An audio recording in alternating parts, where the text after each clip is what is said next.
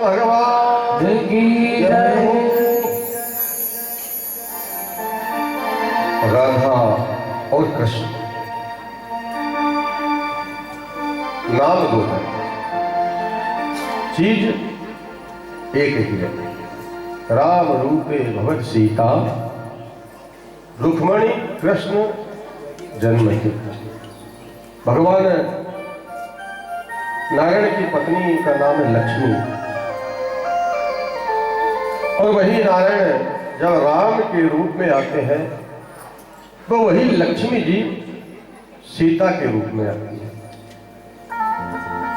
और वही नारायण कृष्ण रूप में आते हैं तो वही लक्ष्मी जी रुक्मणी के रूप में आती है। नारायण की पत्नी है लक्ष्मी, राम की पत्नी है सीता, और कृष्ण की पत्नी है रुक्मणी। तो बोले राधा क्या है? बोले राधा साक्षात कृष्ण है, और कृष्ण ही साक्षात राधा है। हमारा वेदांत दर्शन कहता है कि तस्मात् ज्योतिर्भवे तेधा श्री राधा माधव रूपकम। एक ही ज्योति नीचे से ऊपर की ओर चली तो दो रूप में परिणित हो गई, उसे हम राधा माधव कहते हैं। राधा ही कृष्ण है, कृष्ण ही राधा है। इसलिए राधा का प्रेम, गोपियों का प्रेम हमारे प्रेम जैसा नहीं है, निश्चल प्रेम है। निर्गुण ब्रह्म को जो उंगली पकड़कर नचाते, चुल्लू भर छाछ पे जो नचा दे, उन गोपियों को साधारण ग्वालिनी समझेंगे क्या? ये गोपी केवल साधारण ग्वालिन है? उद्धव को भक्ति का सर्वांग दर्शन हुआ। उद्धव को गोपियों के समस्त जो भक्ति के रूप है उनका दर्शन हुआ। उद्धव जी आज गदगद हो गए। इसके बाद कन्हैया पूजा के घर आए,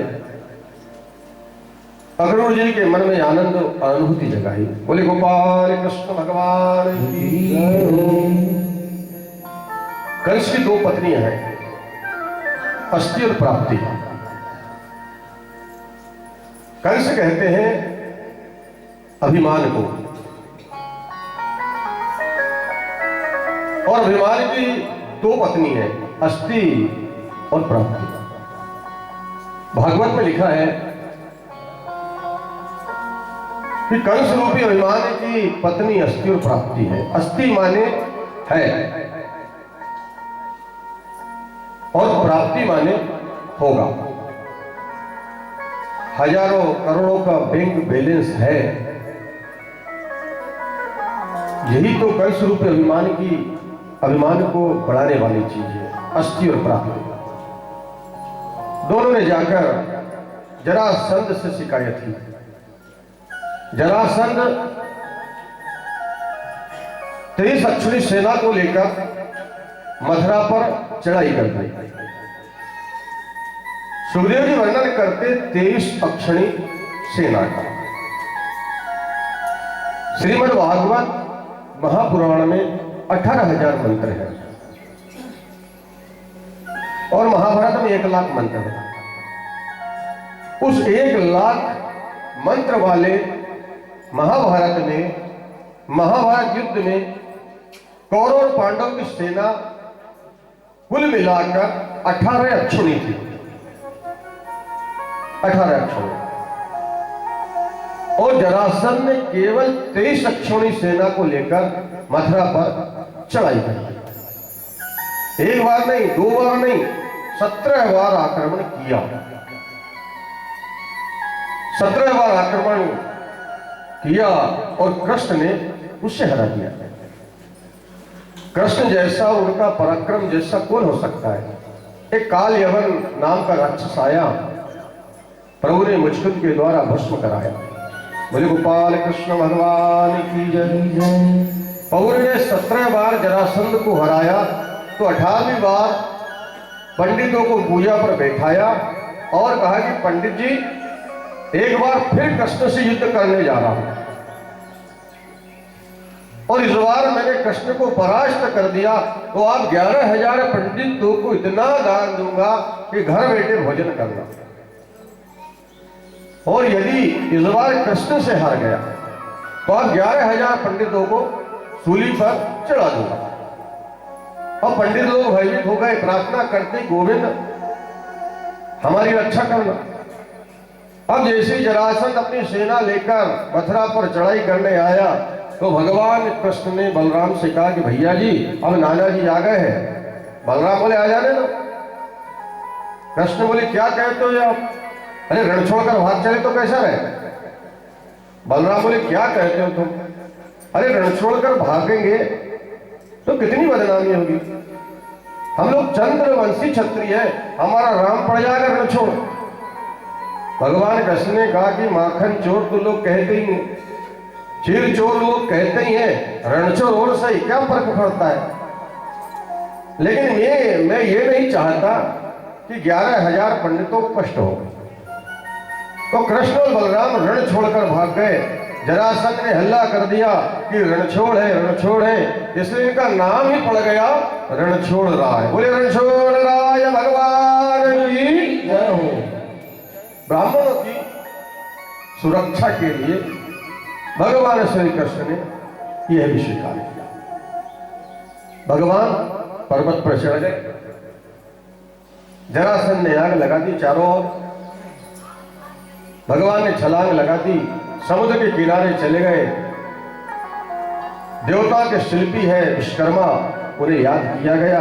विश्वकर्मा ने रात भर में जल के अंदर द्वारकापुरी का निर्माण कर दिया। सोने की द्वारका बहुत सुंदर समुद्र के बीच।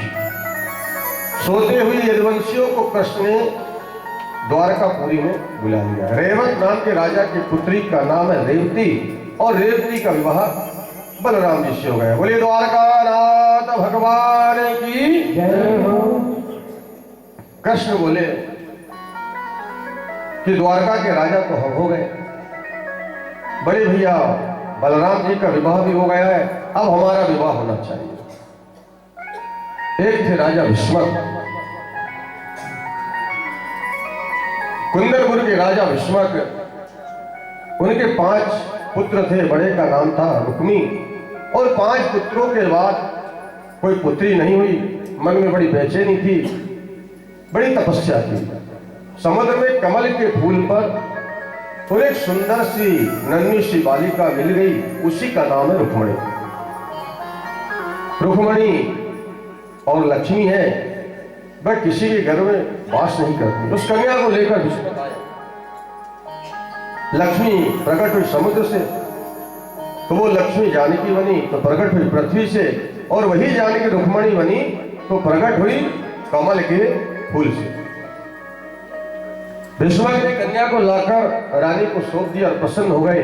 बोले हमें पुत्री मिल गई, कितने आनंद की बात है। रुक्मणी को पढ़ा लिखाकर विदुषी बनाया। मन में संकल्प कर लिया कि मथुराधिपति वसुदेव के पुत्र श्री कृष्ण से इनका विवाह होगा। कृष्ण भगवान आजकल द्वारकापुरी में है, लेकिन कभी कभी घर में क्या होता है कि जब पुत्र बड़ा हो जाता है तो माता पिता की बात नहीं मानता। बड़े पुत्र रुक्मी ने शिशुपाल से सगाई कर दी, रुक्मणी की सगाई कर दी, और पिताजी से कहे कि पिताजी परसों स्वयंवर होगा, बड़े बड़े राजकुमार आएंगे, लेकिन आप रुक्मणी से कह दो कि वो शिशुपाल के गले में ही माला डाले, स्वयंवर तो नाटक के लिए होगा। मैंने शिशुपाल को वचन दे दिया। रुक्मणी को जब पता चला कि मेरा विवाह शिशुपाल से होना निश्चित किया भैया ने, रुक्मणी जी अपनी भाभी के पास आई। रोती भाभी से कहने लगी, भाभी मैंने तो बचपन से ही द्वारका नाथ को पति माना है, भैया ने शिशुपाल से सगाई कर दी। भाभी कहती मन छोटा क्यों करती हो, एक पत्र लिख दो द्वारका नाथ के पास, भगवान श्री कृष्ण को स्वयंवर में आमंत्रित करो। कृष्ण स्वयंवर में आएंगे, सबके सामने वरमाला डाल देना। रुक्मणी जी ने पत्र लिखा पंडित जी के द्वारा द्वारकापुरी भेजा। कितना सुंदर पत्र लिखती है रुक्मिणी, दर्शन करें। ये गोपाल, मैंने आपके गुणों को सुना है, श्रुतवा। नवदा भक्ति में पहली भक्ति है श्रवणम। इसलिए रुक्मिणी कहती, मैंने आपको आंखों से देखा नहीं है, केवल मैंने आपके बारे में सुना है।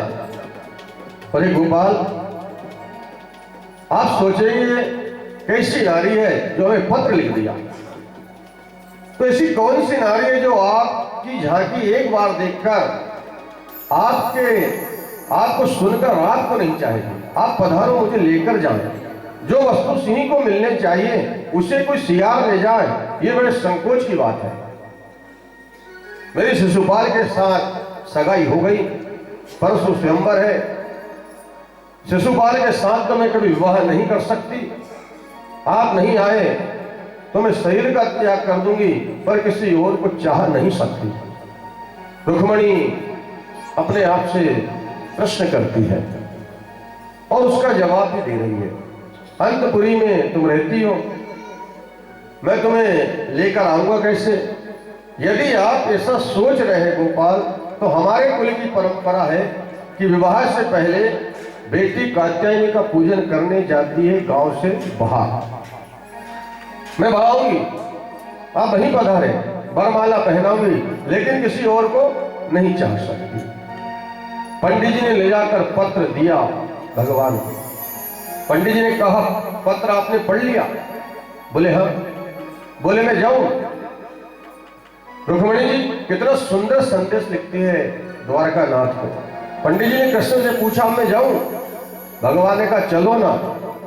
पंडित जी को रथ में बिठाकर जैसे ही भगवान चलने लगे तो सामने से बलराम जी आते दिखाई दिए। कृष्ण बलराम का इतना स्वागत करते, आदर करते। बलराम को देखते ही भगवान ने घोड़ों की लगाम छोड़ दी और पंडित जी से कहा, पंडित जी हो गया ब्याह। पंडित जी बोले क्या हुआ? बोले भैया जी आ गए।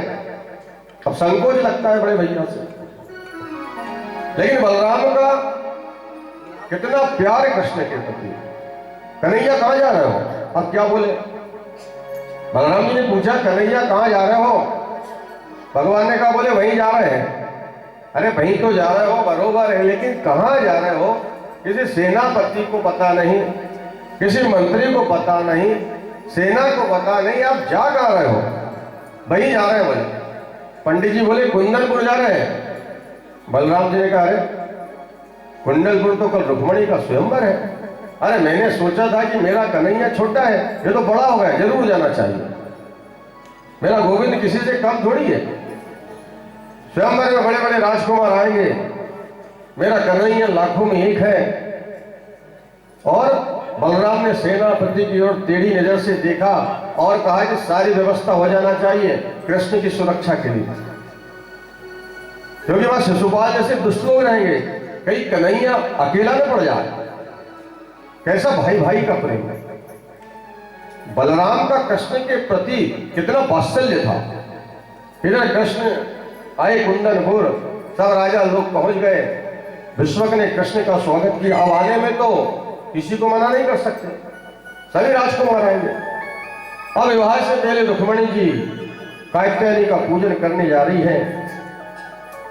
उनके भाई रुक्मी ने उनकी सुरक्षा के लिए बहुत सुंदर व्यवस्था की है। 10,000 सखियां रुक्मिणी के संग चल रही है और उन सखियों के चारों ओर 10,000 सैनिक सुरक्षा के लिए चल रहे हैं। रुक्मिणी महारानी कात्यायनी का पूजन करने चली, मंदिर का द्वार खुला। आचार्य सुखदेव कहते कि परीक्षित, रुक्मिणी की आंखों के सामने मूर्ति है मां कात्यायनी की, लेकिन उस कात्यायनी की मूर्ति में दर्शन हो रहा है द्वारका नाथ का। हे माता कात्यायनी, आपके चरणों में प्रणाम करती हूं। बस एक ही वर दे दो कि कृष्ण मुझे पति रूप में मिले। और इतना कहना था कि कात्यायनी मां के हाथ से पुष्प गिरा, माम अरंग भर कर लगे। कहते हैं कि पुरुष की दाहिनी आंख फड़के तो समझो कोई सुंदर बात है, और नारी की बाई आंख फड़के तो समझो कि कोई शुभ लक्षण है। 10,000 सैनिक सुरक्षा में खड़े हैं। मंदिर के पीछे से निकलकर भगवान आए, और जैसे ही कृष्ण आए 10,000 जो सैनिक खड़े थे कहने लगे कौन है, कहिए किससे मिलना है, क्या बात है। एक सैनिक बोला गले का हार देखो कितना सुंदर है, हीरे का है, कोई राजकुमार मालूम होता है। और भगवान सेना के बीच में घुसते जा रहे हैं। एक सैनिक बोला चरणों की पादुका देखो सोने की है, हीरे लगे हैं। एक बोला पादुका क्या देखते हो, पीतांबर देखो, बिजली को मात करने वाला पीतांबर। एक बोला भैया इनके कमर में जो फेड़ बंदी है उसमें जो मुरली लगी है कैसी सुंदर लगती है, कितनी सुंदर बस्ती होगी। और भगवान रुक्मणी जी के पास पहुंच गए। रुक्मणी जी ने गोविंद को वरमाला पहना दी। बोले गोपाल कृष्ण भगवान की। सैनिक बोले भैया पीतांबर क्या देखते हो, इनको अपना देखो, कितना शरीर सुंदर है, नीलमणि ऐसा चमकता चेहरा, ऐसा सुंदर पुरुष हमने जीवन में कभी नहीं देखा। रुक्मणी को गोद में लेकर भगवान रथ की ओर बढ़े। एक सैनिक बोला हाँ चाल कितनी सुंदर है, ऐसा चलता है जैसे मतवाला हाथी चलता हो। रुक्मणी को बिठाकर स्वयं श्री कृष्ण रथ में बैठ गए और जरा सा चलाने लगे कि घोड़े चलने लगे। एक सैनिक बोला रथ की ध्वजा पर गरुड़ जी बैठे, गरुड़ की तरह होता होगा, पता नहीं कहां से आया कहां चला गया। श्याम वर्ण की कांति कितना सुंदर, हार कितना बढ़िया, मुकुट कितना बढ़िया, हम सुंदर निहाल हो गए, धन्य हो गए, दर्शन दे गए, अपना बना गए। भगवान के रथ ने तो हवा से बात कर ली, बड़े तेज हो गए। बोले भैया बड़ा आनंद आया दर्शन करके। एक सैनिक मुस्कुराकर बोला वो तो सब ठीक है लेकिन रुक्मणी कहाँ है। अरे बोले रुक्मणी मंदिर में बैठी है, पूजा कर रही है। मंदिर में देखा तो रुक्मणी नहीं। अरे भाई रुक्मणी कहाँ है। बोले मुझे क्या मालूम। अब तो एक सैनिक दूसरे सैनिक से बोलते रुक्मणी कहाँ है। बोले मुझे क्या मालूम। एक सैनिक मुस्कुराकर बोला बताओ कहाँ है। बोले बताओ। अरे बोले वो तो ले गया। अब 10,000 सैनिकों के बीच में से रुक्मणी को ले गया। बोले तुमने रोका क्यों नहीं। बोला मैं तो मुकुट देखने में लगा था, मुझे क्या मालूम कब ले गया। अब एक दूसरे को आपस में बोल रहे हैं तुमने क्यों नहीं रोका, तुमने क्यों नहीं रोका। कोई कहता है मैं पीतांबर देखने में लगा था, कोई कहता है मुख देखने में लगा था। अब तो ले गया करके सब इधर उधर भागने लगे, भगवान से लड़ने के लिए गए। भगवान ने सबको परास्त कर दिया।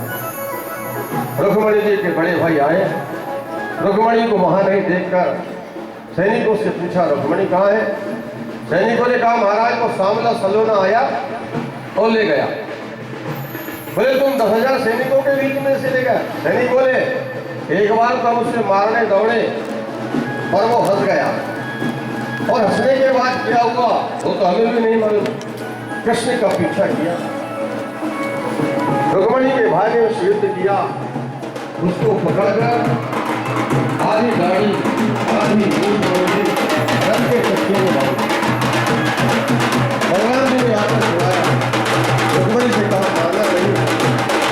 दुश्मन राजा ने आकर रुक्मणी से कहा बेटा मेरी पुत्री जब 1.5 वर्ष की थी मेरे घर पर नारद आए थे और नारद जी ने कहा था मेरी साधारण नारी नहीं साक्षात लक्ष्मी है और लक्ष्मी का विवाह नारायण के सिवा किसी और से हो नहीं सकता। मन की मलिकता को मिटाओ पुत्र, सुंदर विवाह मुझे कन्या दान के रूप में डाले दो। कुमकुम पत्रिका द्वारका भेजी, बारात लेकर भगवान द्वारका नाथ पधारे, बारात का स्वागत किया। बोले गोपाल कृष्ण भगवान की जय।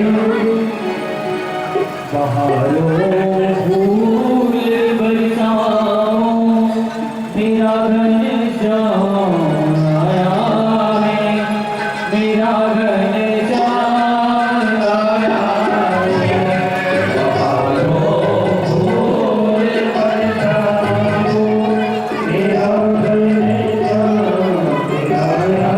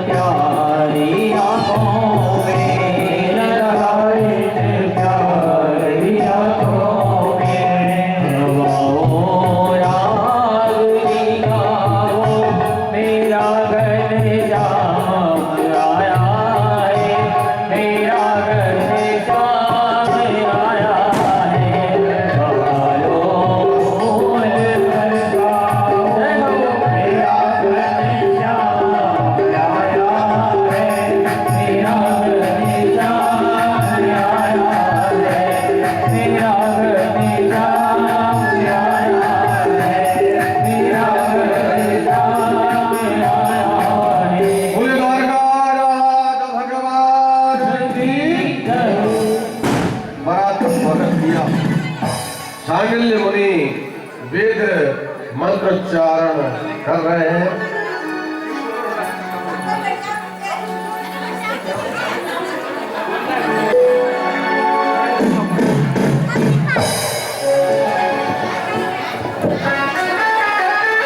गंगा सिंधु सरस्वती जयमुना गोदावरी नर्मदा कावेरी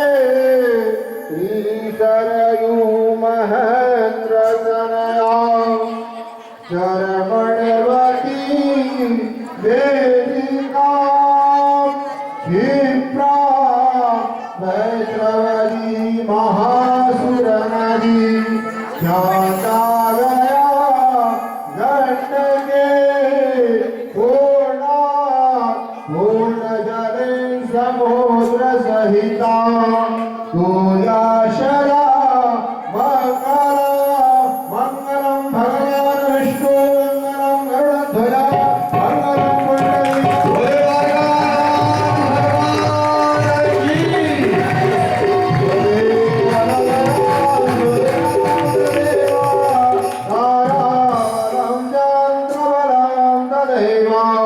विद्यावलं दैव बलं देवा लक्ष्मीपते नमस्वरं गुरुवार विष्णु भगवान